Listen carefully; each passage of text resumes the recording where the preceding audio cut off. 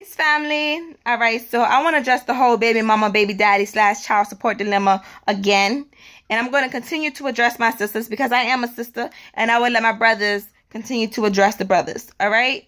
Now, so often do we hear sisters speak of how the man or the brother that they have children by, how he's no good, he doesn't take care of his responsibilities, how he ain't shit, he's deadbeat daddy, and all these other things that they speak about. And I'm not going to make any excuses for these brothers because I can relate, right? But there are some things that I do want my sisters to understand. The first thing we need to understand, sisters, is that no child, no form of human life is going to come into this world unless we say so. We make the decision whether or not to bring a child into this world.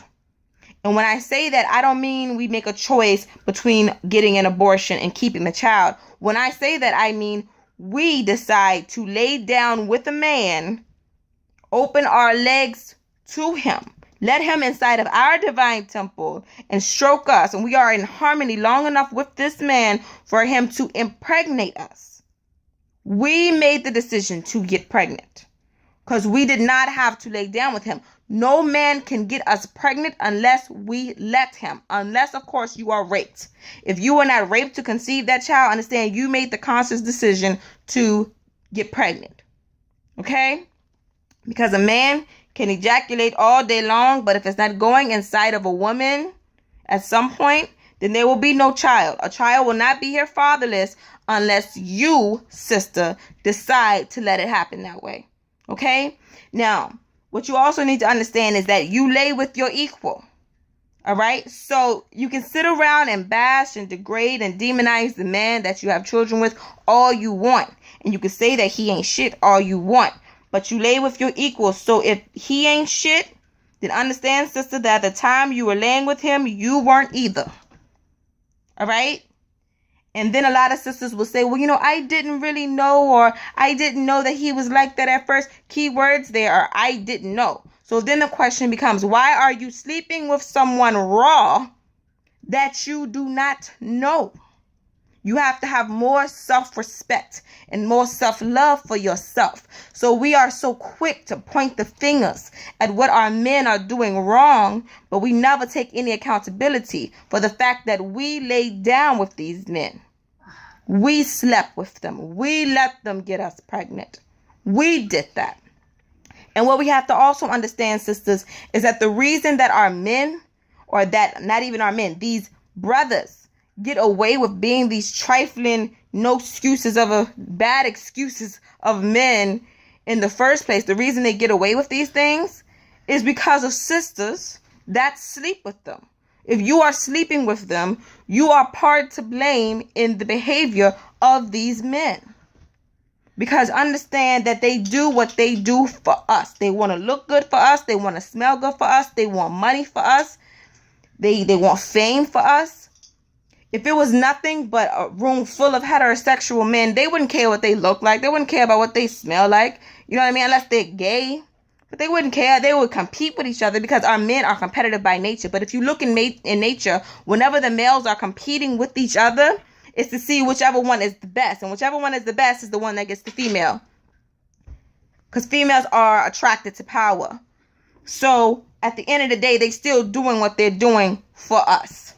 All right. So we have to have standards. If we are giving them what they want and they are not doing anything deserving to get it, we are really just encouraging that behavior. All right. If we want men that are going to respect us, if we want men that are going to take care of their responsibilities, that are going to protect and provide, if those are the type of men that we want, then those are the type of men that we're going to have to give our attention to, the type of men that we're going to have to go towards, the type of men that we're going to have to show that we appreciate, that we value. We can't go towards the type of men that we say we don't want. That doesn't make any sense. You can't say, I want a man that's going to respect me. I want a man that's going to take care of his children. I want a man that's going to protect and provide, and then go and sleep with the brother that just called you a bitch. Go and sleep with the type of brother that's leeching off of whichever woman that he's sleeping with at that time. You know what I mean? When it comes to money, that he's leeching off of her government. You know what I mean? You can't say that you want one thing and then give your attention and time to the opposite. We have to have some type of standards. And the reason that we don't have standards is because we don't have self-respect and self-love. We don't know who we are. And that's what we need to work on, sisters. We can point our fingers at our men all day. But like I said before, if you want to know the condition of a people, look at the woman. Not only do we raise these children, but we set the standards for how our men behave.